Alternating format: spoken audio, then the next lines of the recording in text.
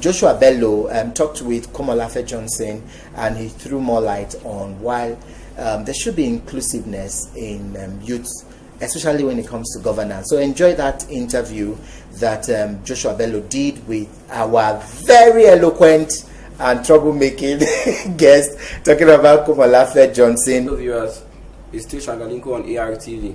My name is Bello Joshua Ore. Today on this segment of this program, we're going to be talking about the youth, inclusiveness in governance. And to enlighten us more on this is our guest speaker in person of Mr. Komolafe Johnson. You're welcome, sir.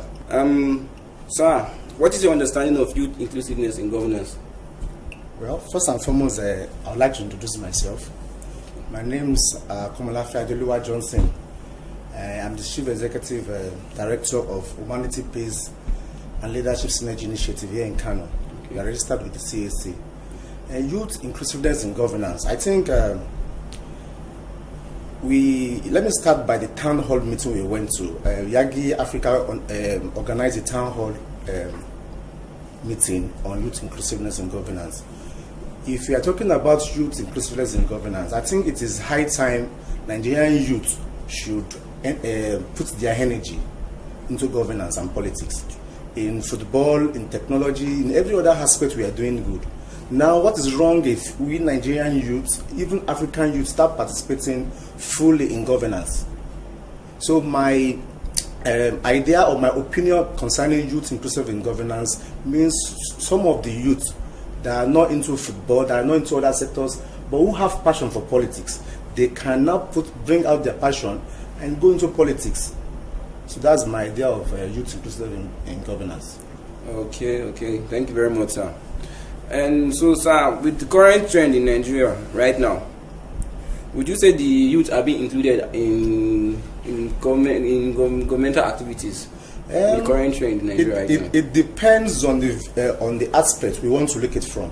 If you talk about in governance, I think governance has to do with both governing the people, election and politics. If it is all about politics and election, yes, the youth are involved, because for voters' education, the youth are needed. The voters, the youth are needed. Even in rigging election, the youth are needed. In election violence, the youth are also needed.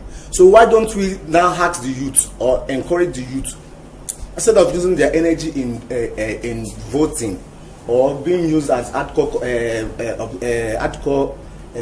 workers for elections and the rest, why don't youth now come out and be running? Why don't they aspire for posts? Why don't they go? For instance, now the governor of Kogi State is in his 40s. Why can't we have somebody like 35? People should start aspiring. From 25, we should have 25 years old going for local government chairman. I think Nigeria is ripe for that. Okay, thank you very much, sir.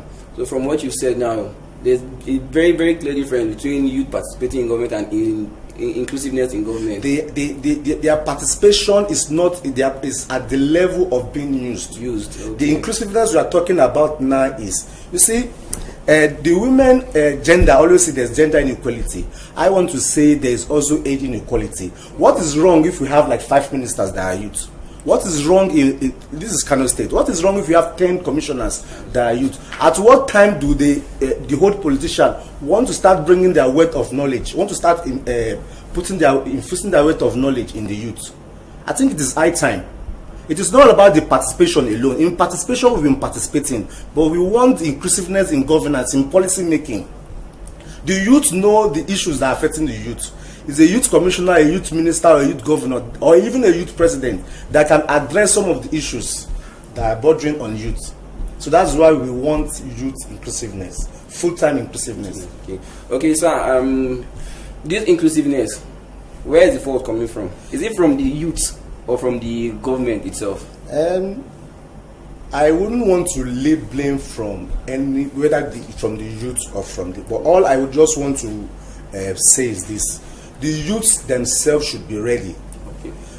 I am trying to advocate for run or support. Run means the youth should start aspiring. If you have the intention of becoming the president, even if you want to run at 50, you should start preparing your ground at maybe 20 or 25. Okay.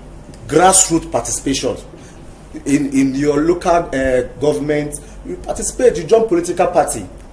With that way, you'll be able to climb up bit by bit. And I want to say this: you see, the youth will have inadequate political knowledge. That's the first thing. I know politics is very expensive. With this run and support that I'm talking about, the run means for youth to aspire, while those who don't intend to aspire should be willing to support financially. In the town hall meeting we went, I gave them that if all of us here can contribute 1,000 naira, at least we're about 200 youth there, and we decide to support one of us that we should run for the state house of state house assembly member. I think with that way we support ourselves. The Nigerian youth as a whole, we are more than 70 million. So why can't we use our energy, our numbers for ourselves? We have the number, we have the strength, we have the capability. We should rather use it for ourselves.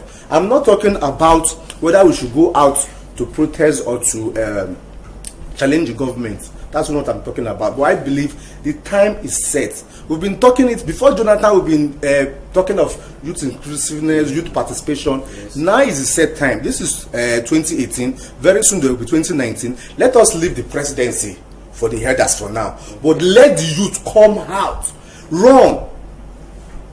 Be it for the Senate president, for the House of Speaker, for the Senate, for the House of Rep, for governors. The youth should run. I think there is this not too young to run bill.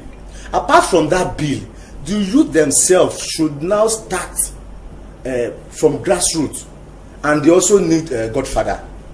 I think there was a time ago I was one of those that against the issue of godfatherism. But the truth there is that with the youth, for our inclusiveness, we need the wealth and the experience of the elders. For instance, now, if let's say a 40-year-old somebody somebody contest for the state governorship election and he won.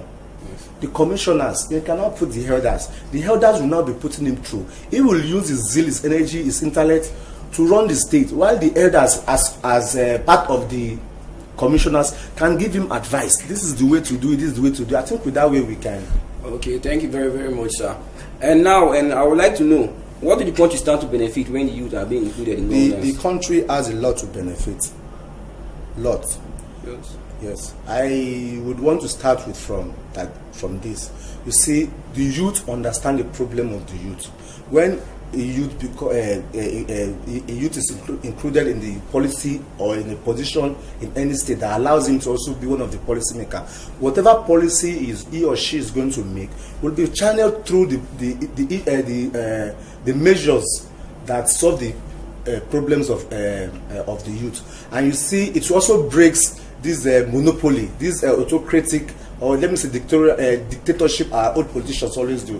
When they are imposed, they don't want to go away. But if with youth inclusiveness in governance, they will be afraid. What if this youth should march up against me? What if they should raise up in protest? You see, the youth won't allow for somebody to stay in the office and you stay too long than necessary. Okay, sir. Thank you very, very much, sir. Thank you. You're once again welcome to our studio. Thank you.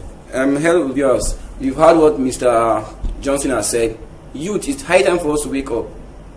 Let's not say it's not our time. We're not old enough. We are old enough. We should wake up and go and get indulged in governmental activities. For now action. Is set for time for action. Yes, run or support. The youth should aspire. They should run. Yes. Run for even the presidency. I want to see between 5 or 10 youth. They should go to political parties. Go to meet godfathers. Tell them your aspiration. Tell them your ideas, that this is what you want to do. Tell them your ideology. And I think with that we can support ourselves and we can get there. Well, sound.